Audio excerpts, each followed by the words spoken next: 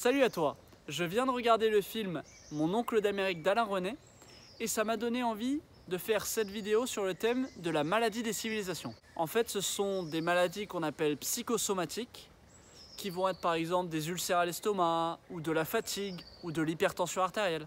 Toutes ces maladies sont des maladies qu'on a vu se développer depuis que l'homme a commencé à se masser dans les villes. Dans ce film, il va être question des expériences du professeur Henri Laborie. Il démontre que lorsque l'on agit face à une situation, que ce soit en fuyant ou en luttant, cela nous permet de rester en bonne santé.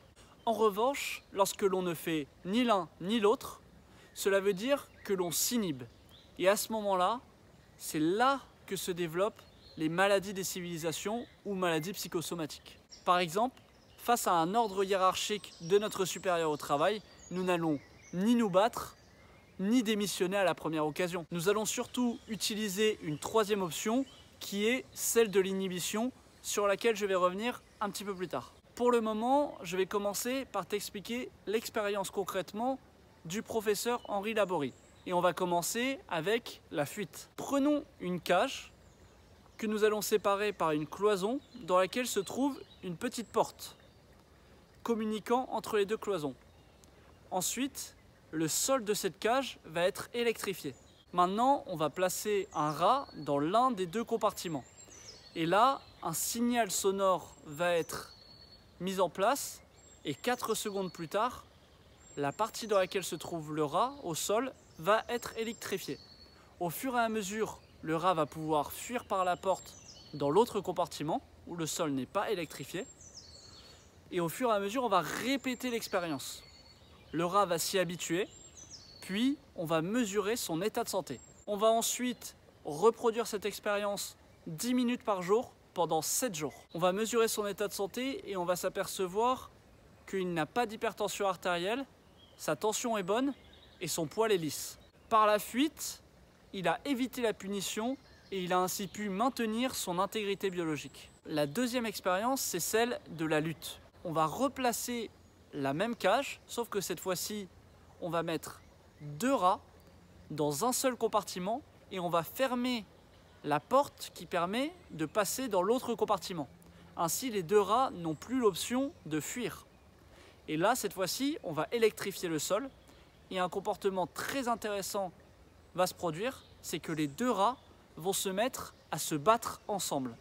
Pourtant, cela n'a strictement aucune utilité, si ce n'est celle d'agir. Enfin, comme dans la première expérience, on a répété la même chose 10 minutes par jour pendant 7 jours et on a mesuré l'état de santé des 2 rats.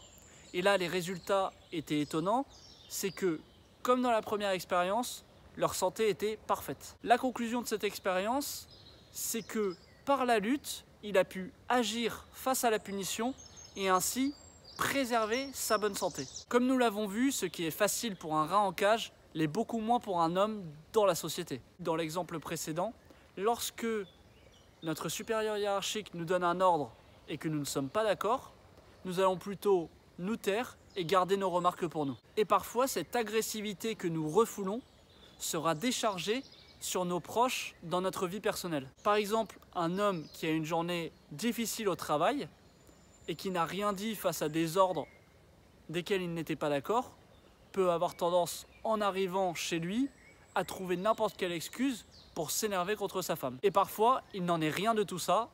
Je m'explique. Voici la 3e expérience du professeur Laborie.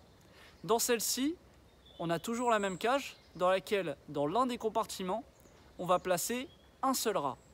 On va toujours fermer la porte qui permet de mener à l'autre compartiment.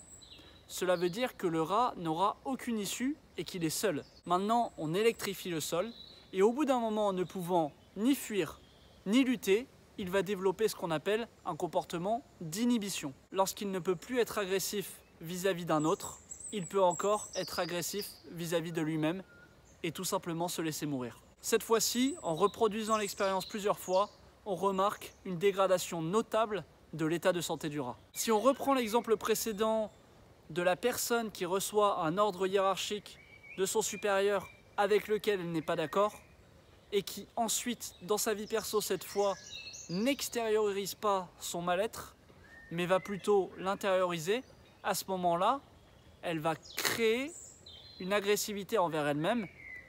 Et même à terme, si ce comportement se reproduit pendant de nombreuses années, elle peut même aller, au pire des cas, jusqu'au suicide.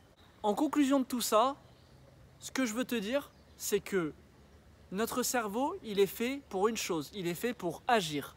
Et ce qui crée la somatisation, c'est lorsque l'on n'agit pas. Maintenant, ma solution pratique, c'est de se défouler pour casser ce cycle de la somatisation. Comment ? En extériorisant d'une manière ou d'une autre. La première solution, c'est tout simplement de communiquer avec la personne qui est à l'origine de cette frustration. Si cela n'est pas imaginable, les alternatives sont d'une part faire du sport, en par exemple se défoulant contre un sac de boxe, ou alors écrire pour extérioriser ce que l'on pense, ou même faire de l'art, de la peinture, de la sculpture, etc.